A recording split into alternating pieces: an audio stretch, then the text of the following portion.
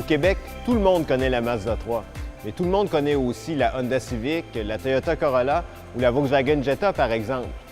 Bref, la concurrence est forte et les constructeurs doivent constamment mettre à jour leurs produits pour plaire au public.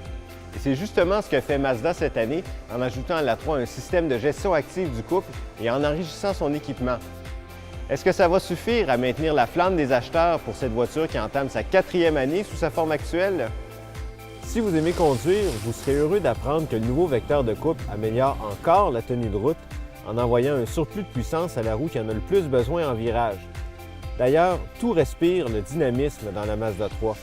La direction ultra précise, la position de conduite basse, les sièges enveloppants et même le petit volant en cuir chauffant dans les versions GS et GT depuis cette année.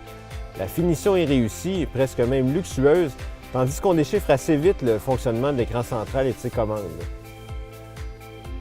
Cependant, c'est dommage que Mazda n'offre pas encore les équipements de sécurité active avancés dans plus de versions, comme le font Honda dans la Civic, Toyota dans la Corolla ou encore Subaru dans l'Impreza. En revanche, bravo parce que Mazda inclut cette année les témoins d'angle mort dans plus de modèles et c'est une bonne chose parce que la visibilité, c'est vraiment pas la force de la Mazda 3.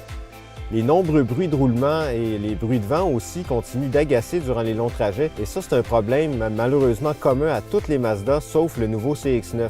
Mais vraiment, le plus grand défaut de la 3, ça reste ses places arrière minuscules et c'est difficile à expliquer parce que les dimensions de la voiture sont quand même dans la moyenne de la catégorie. C'est pas un mythe, la Mazda 3 offre vraiment un rapport prix-agrément de conduite difficile à battre. Mais ça devient de plus en plus difficile de lui pardonner son manque d'espace, son silence déficient et ses quelques lacunes d'équipement, alors que la concurrence, elle, continue de progresser sur tous les fronts.